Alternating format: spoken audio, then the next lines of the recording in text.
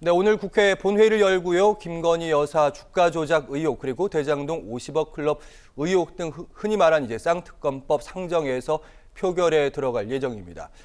민주당 등 야당이 올 4월에 국회 본회의에서 국민의힘의 반발 속에서 쌍특검법 패스트트랙으로 지정을 했었는데 신속 처리 안건으로 지정할 때도 역시 표결을 했었는데요. 당시에는 이제 50억 클럽 부분에서는 표결을 183명이 함께했고요. 여기에 찬성표는 183표 똑같이 나왔습니다.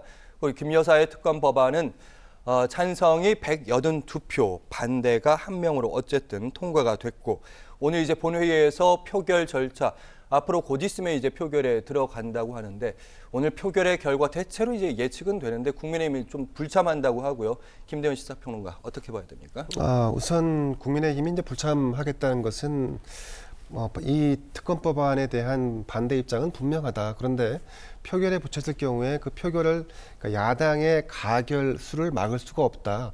그러니 물리적으로 할 수 있는 방법밖에 없는데 차라리 그럴 바에는 불참을 하겠다라고 하는 상황입니다. 결국은 민주당이 원하는 대로 야당이 원하는 대로 특검 법안, 쌍특검 법안이 통과되기 직전에 지금 놓여 있는 상황입니다.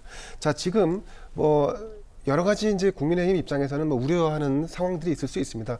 예를 들면 지금 이번 같은 경우는 김영으로 투표를 하지 않습니까? 예. 그러면 단 한 표라도 이탈이 나올 수가 있습니다. 이제 그런 부분에 대한 우려 차원에서 이제 아마 전원 다 퇴장을 불참을 하는 걸로 이렇게 한 것 같고 여기에 더해서 이제 일부 독소 조항이 포함되어 있다는 것이 국민의힘의 주장이었는데 이 부분을 강조하면서 궁극적으로는 대통령이 거부권을 행사할 수밖에 없다는 점을 조금 더 피력하는 그 정도 선에서 전략을 마무리하겠다라고 하는 이런 진단으로 보입니다. 그런데 결국은 다시 대통령이 거부권을 행사할지라도 국회로 넘어오게 되고 국회의 제2 요구가 이제 시작될 텐데 예. 그랬을 경우에 그 시점과 그리고 국민의힘에서의 이탈이 가시화되는 어떤 그런 타이밍이 딱 교묘하게 맞아떨어졌을 때 이 특검 법안이 가결될 상황이 있습니다. 그렇게 가결될 경우에는 대통령이 다시 거부할 수 없으니까 예. 김건희 여사에 대한 특검법이 진행된다라고 볼 수 있는데 여러 가지 이제 그 사실들이 혼재해 있습니다만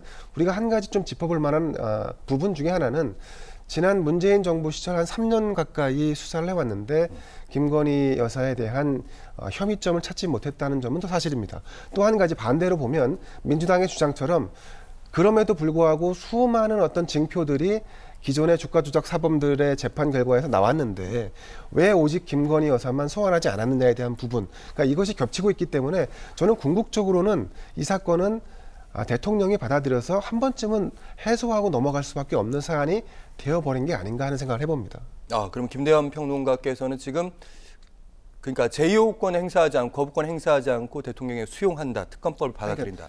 1차적으로는 아마 거부권을 행사할 텐데 예. 저는 궁극적으로는 이 특검 법안이 통과될 수밖에 없는 정치 지형이 형성되어 가고 있다건 총선을 앞두고 있고 국민의힘의 내용과 분열 여러 가지 부분들이 앞으로 돌출될 가능성이 높기 때문에 저는 궁극적으로는 이 사건은 게다가 국민적인 여론이 김건희 여사에 대한 의혹이 낮아지거나 줄어드는 게 아니라 예. 계속 커지거나 의혹이 확산되고 있는 이런 측면을 감안한다면 궁극적으로는 대통령도 2차 제1을 통해서 특검을 수용하는 방향으로 진행되지 않을까 이렇게 예측을 해봅니다. 결국에 요 얘기는 저희가 잠시 후에 좀 더 밀도 높게 얘기를 좀 해보겠고요. 패스트트랙에 올려진 뒤 오늘 국회 쌍특검 통과가 예정돼 있습니다. 지금까지는. 그런데 이렇게 상황이 된 것은 민주당에만 책임이 있는 것이 아니라 특히 당정 그리고 정부에 있다는 국민의힘 내부에서 지적이 나오고 있습니다. 홍준표 대구시장 대표적인 이제 쓴소리 한다는 그런 분이죠. 1997년에 12월 1,000억 원대 비자금 사건을 돌파하면서 당선된 김대중 대통령. 취임 전에 대검 중수부를 시켜 사건을 무리하게 무혐의 처리해 그 사건은 역사 속으로 사라졌다. 이번 사건도 김 여사 주가 조작 혐의 사건도 윤 대통령이 취임 전에 검찰 무혐의 처리했다면 이런 일이 없었을 것이다.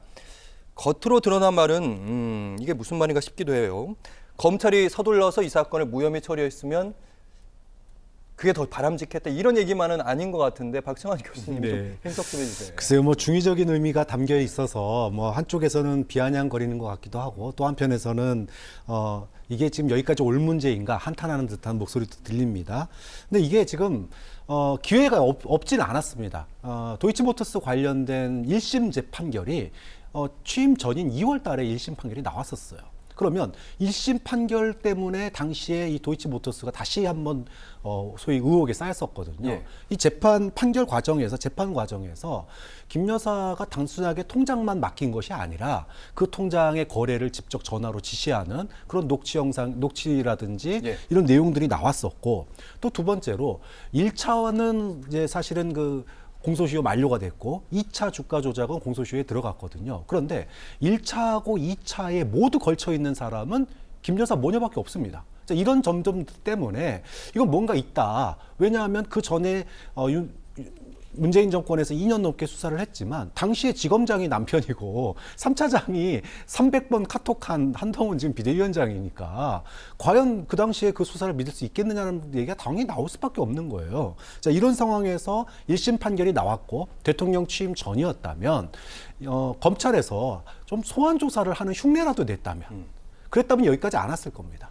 그러니까 당시에 소위 말해서 민주당이나 낙선한 이재명 대표에 대한 수사와 비례해서 이 김 여사에 대한 수사는 소환도 하지 않았기 때문에 아하. 국민들 눈에는 이게 봐주기 또는 검찰이 결국은 살아있는 권력에 도전하지 못하는구나. 이렇게 해서 결국은 이렇게 흐지부지 가는구나. 이런 모양새가 돼버렸기 때문에 그때 취임 전에 깔끔하게 털고 갔다면 여기까지 왔겠느냐, 이런 어떤 쓴소리가 이 안에 들어있는 게 아닌가 싶어요. 근데 이제 사실은 그 말씀 맞습니다. 취임 전에 깔끔하게 무혐의 처분하거나 아니면 혐의가 있으면 뭐 기소를 해서 그렇게 정리를 했으면 지금 이 상황이 도래하지 않았겠죠. 그건 맞는 얘기죠. 그런데 그때로 다시 회귀해 보면 사실은 제가 볼 때 이 사건은 완전히 검찰 안에서는 뜨거운 감자 같은 거였다라고 지금 돌이켜보면 해석이 가능합니다. 왜냐하면 만약에 누군가가 이 사건을 더 이상 나올 거 없으니까 그만둬 라고 해서 만약에 시간이 지난 뒤에 훗날 직권 남용의 어떤 법적인 책임을 물을 소지가 생길 수가 있는 부분이 있고, 반대로 그거 계속 수사해 라고 해서 무리한 수사로 체결하게 되면 이것도 마찬가지로 직권을 남용한 경우가 되기 때문에 쌍방이 교체하는, 당시에 검찰총장이었고 이 사건을 수사하던 문재인계로 통했던 이성윤 서울지검장, 이 두 양측 대리인 측이 수사진도 그렇고 관리감독 측도 그렇고 사실은 손을 대지 않은 거예요. 손대면 누군가 다칠 수 있는 사안이기 때문에 그냥 내버려두자.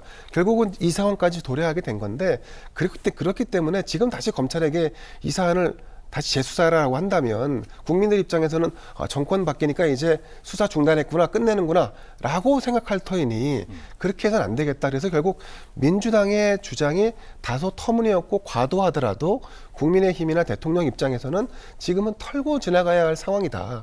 이런 점에 대한 정무적인 판단이 좀 필요하지 않을까 싶습니다.